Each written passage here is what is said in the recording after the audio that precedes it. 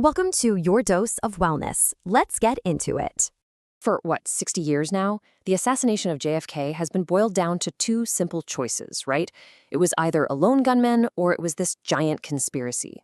But what if the evidence, when you really look at it without an agenda, points somewhere else entirely? Somewhere, more interesting and definitely more unsettling. So let's do that. Let's follow the real evidence. So where do you even start with a story this big?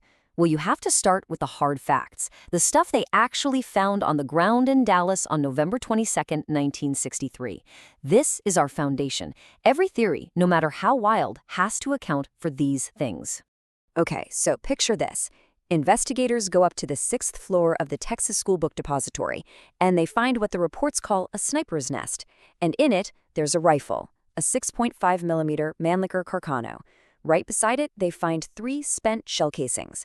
Ballistics come back pretty quick. Yep, they were fired from that rifle. And here is where it gets locked down. The rifle was bought through a mail-order catalog by one Lee Harvey Oswald, using a fake name.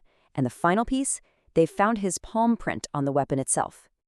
And then, of course, there are these photos, the infamous backyard pictures. Now, Oswald himself always insisted they were fakes, that somebody just pasted his head on another guy's body. But listen, every single expert who has ever analyzed these things, from the 1960s all the way to today's crazy digital forensics, they all say the same thing. The photos are 100% real. That is Lee Harvey Oswald holding the murder weapon just weeks before the assassination.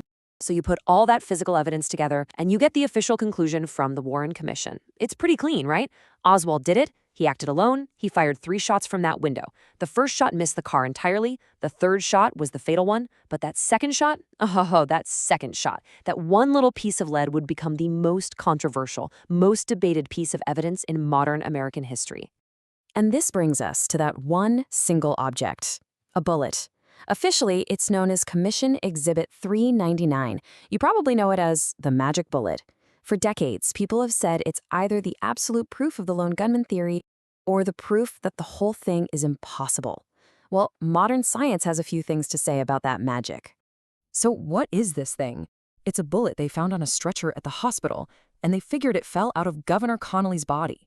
The Warren Commission's conclusion was that this one single bullet went into Kennedy's back, out his throat, then hit Governor Connolly, broke his rib, shattered his wrist, and ended up stuck in his thigh. I mean, think about that. 7 wounds, 2 men, 1 bullet. It sounds completely impossible, doesn't it? Well, here's the thing. The magic was never in the bullet itself. It was in a mistake the investigators made. See, the original diagrams of where the men were sitting in the car were just plain wrong. And based on that bad diagram, yeah, the bullet would have had to do zigzags. But years later, in 1979, a new investigation used photos to get the geometry right. They showed that Connolly was sitting lower and more toward the middle of the car than Kennedy. And when you plot the path from the window to where they were actually sitting, it's a perfectly straight line. No magic necessary. But wait, you're probably thinking, it looks way too clean. Well, this wasn't just any ammo. It was a full metal jacket, military-style round. It was literally designed to pass through soft tissue without breaking apart. And besides, it's not actually pristine. If you look at it up close, the base is flattened and bent out of shape, which is exactly what you'd expect after it slammed into Connolly's wrist bone, the hardest thing it hit. Modern tests have shown that, yeah, a bullet like this can absolutely do that kind of damage and end up looking, well, a lot like that. So from a purely forensic view, the magic bullet is totally plausible. Okay, so even if the single bullet makes sense, that doesn't rule out another shooter, does it? And back in the late 70s, it really looked like Congress had found definitive proof. This is the incredible story of the strongest official case for a conspiracy ever, and how science completely dismantled it. This was an absolute bombshell. After reinvestigating the entire case, a committee of the U.S. Congress came out and officially said there was a probable conspiracy. And their proof? A police radio recording from that day that seemed to have the sound of a 4th shot, coming from a different direction, the infamous grassy knoll. For the first time ever, a part of the U.S. government was saying it was a conspiracy.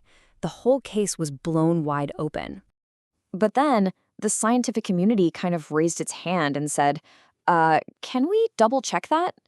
And you have to understand, the entire basis for this new conspiracy conclusion rested on that one recording.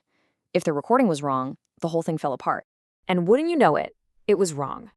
The National Academy of Sciences, basically the country's top scientist, reanalyzed the tape.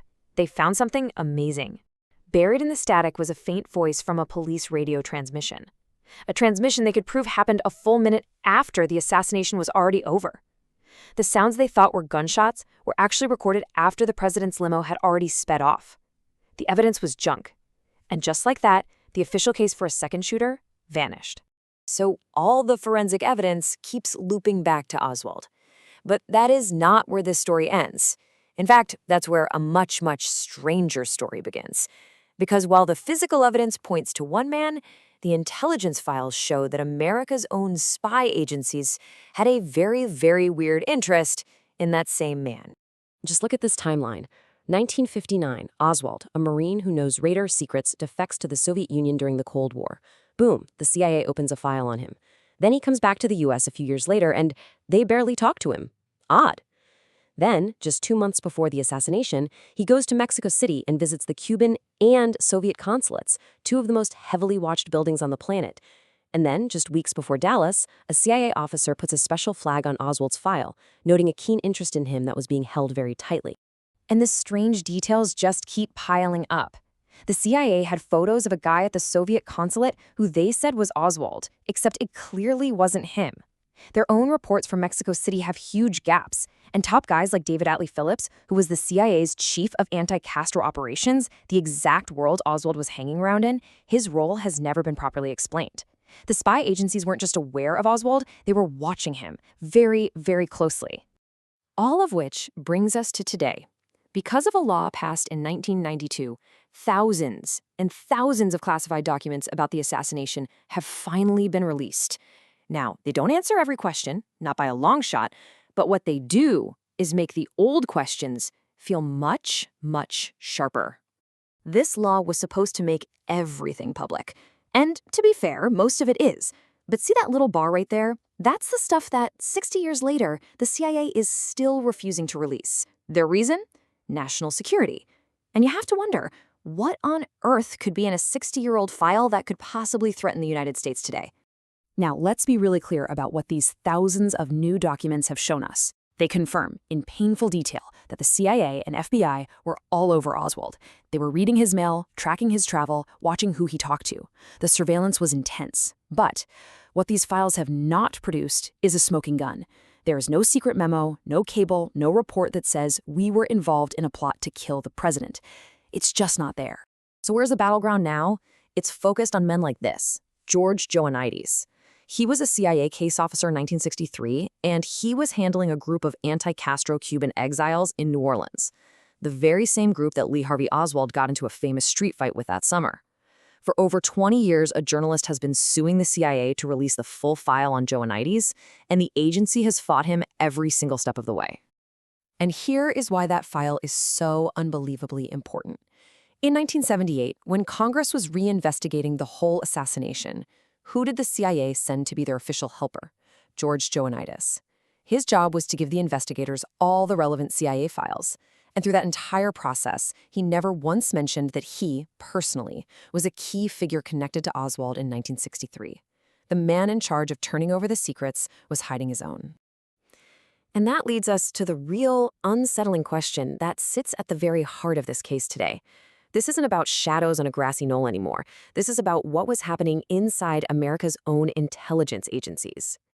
You have to be able to hold two truths in your head at the same time, even if they don't seem to fit.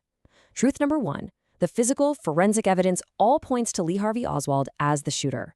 Truth number two, the documentary evidence shows U.S. spy agencies were watching Oswald intensely, knew he was dangerous, and yet their files are a total mess and some are still secret. Both of these things are true. And the tension between them, that is the real JFK mystery. So the question boils down to this, really. Are all these secrets and lies evidence of prior knowledge that the CIA knew about a plot and didn't stop it? Or is it all evidence of a massive covered failure? The story of an agency that was watching the man who killed the president, screwed up monumentally, and has spent 60 years hiding its own incompetence, not its complicity. Prior knowledge or covered failure? I want you to drop your honest answer below and tell me, what would it take, what kind of document would have to be released to change your mind? That is day 33 on Your Dose of Wowness. Look, this is the most famous unsolved question in American history, and I really hope this felt different from every other JFK explainer you have seen. Not pushing conspiracy, not dismissing it either, just following the evidence, honestly, wherever it actually leads. That's what we do here. Thank you for trusting us with your time every day. 33 consecutive episodes, every single one built to go deeper. If that matters to you, please subscribe to Your Dose of Wowness. We are here tomorrow and every day after, and the questions only get better. Before you move on, if you have been sitting for a while, stand up and take 3 slow breaths. Seriously, screen time compresses your posture and your breathing without you noticing. 30 seconds, then go. Tomorrow, we close week 5 with the disappearance of Malaysia Airlines MH370, the largest aviation mystery of the 21st century.